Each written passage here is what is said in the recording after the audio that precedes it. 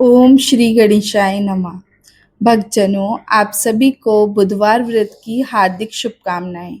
बुधवार का दिन भगवान श्री गणेश और बुद्धदेव को समर्पित माना जाता है।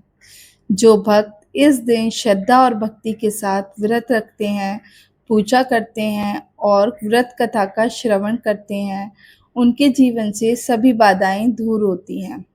भगवान गणेश की कृपा से रुके हुए कार्य पूरे होते हैं और घर में सुख शांति तथा समृद्धि का आगमन होता है। आज हम बुधवार व्रत की एक पवित्र और प्रेरणादायक कथा सुनेंगे। बहुत समय पहले समतापुर नाम का एक सुंदर नगर था। उस नगर में मधुसूदन नाम का एक धनवान व्यापारी रहता था। उसके पास धन दौलत की कोई कमी नहीं थी, लेकिन वह थोड़ा हठी स्वभाव का था और अपनी बात को ही सही मानता था। मधुसूदन का विवाह बलरामपुर नगर की एक सुंदर और गुणवान लड़की संगीता से हुआ था। विवाह के कुछ समय बाद संगीता अपने माता पिता के घर गई हुई थी। एक दिन मधुसूदन अपनी पत्नी को वापस लाने के लिए बलरामपुर पहुंचा। जब वह वहां पहुंचा तो उसके सास ससुर ने उसका आदर सत्कार किया। अगले दिन मधुसूदन ने कहा, मैं आज संगीता को अपने साथ घर लेकर जाना चाहता हूँ। यह सुनकर उसके ससुर ने कहा, बेटा, आज बुधवार है। आज के दिन यात्रा करना शुभ नहीं माना जाता। तुम एक दिन और रुक जाओ, फिर कल आराम से निकल जाना। सास ने भी समझाते हुए कहा, बेटा, बड़े बुजुर्गों ने जो नियम बनाए हैं उनके पीछे कोई ना कोई कारण अवश्य होता है। हमारी बात मान लो। लेकिन मधुसूदन ने उनकी बात को गंभीरता से नहीं लिया। उसने कहा, मैं इन सब बातों को नहीं मानता। यात्रा करने से क्या हो जाएगा? मैं आज ही जाऊंगा। बहुत समझाने के बाद भी वह जब नहीं माना तो संगीता को विदा कर दिया गया। दोनों बैलगाड़ी में बैठकर अपने नगर की ओर चल पड़े। कुछ दूर जाने के बाद अचानक बैलगाड़ी का एक पहिया टूट गया। दोनों को गाड़ी छोड़कर पैदल चलना पड़ा। दोपहर का समय था। बहुत तेज धूप पड़ रही थी। चलते चलते संगीता को प्यास लगने लगी। मधुसूदन ने एक बड़े पेड़ की छाया में बिठाया और कहा, तुम यहीं बैठो, मैं पास के गांव से पानी लेकर आता हूँ। इतना कहकर वह पानी लेने चला गया।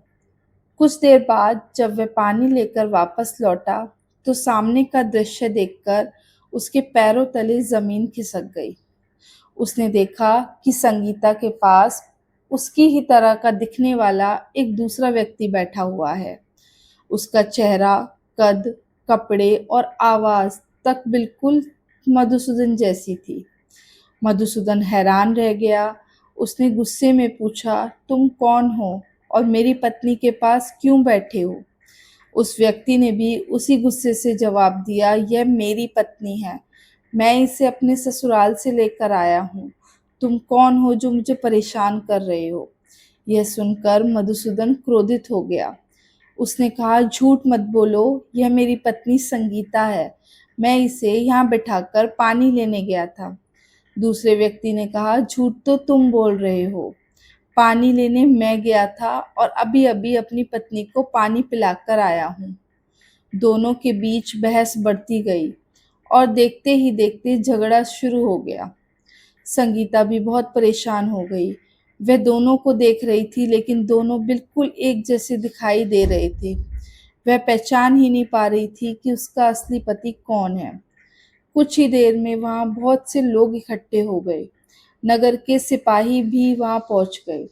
सिपाहियों ने दोनों को पकड़ लिया और राजा के दरबार में ले गए। राजा ने पूरी बात सुनी। उन्होंने दोनों से अलग अलग प्रश्न पूछे, लेकिन दोनों के उत्तर एक जैसे थे। राजा भी असमंजस में पड़ गया।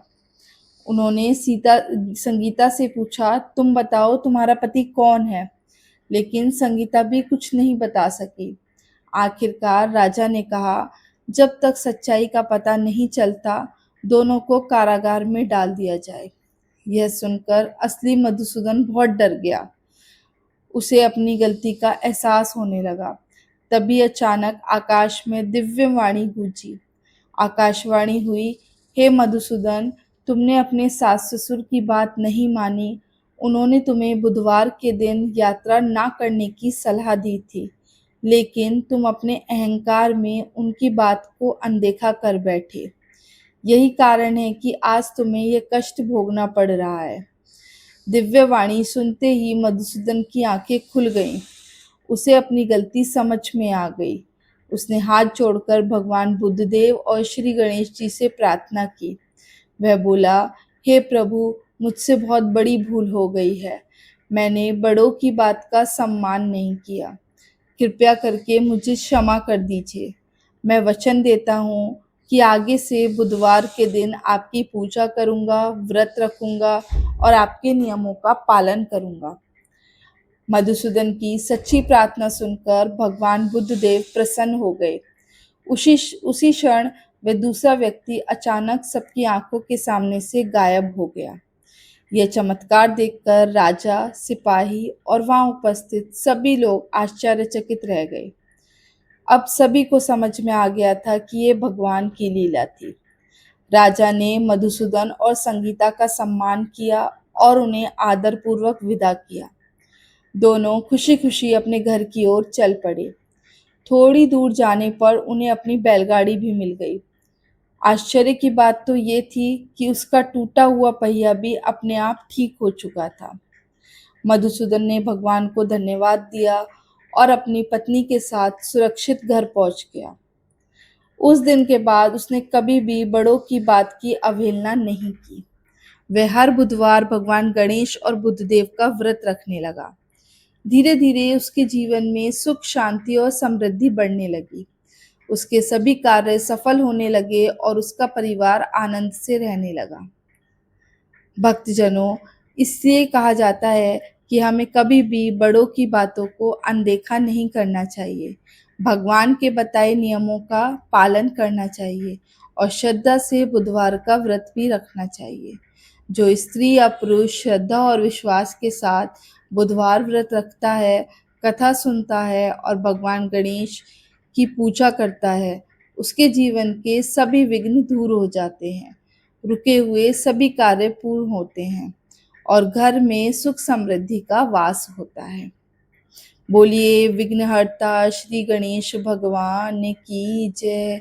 बुद्धदेव महाराज की जय। जय श्री गणेश।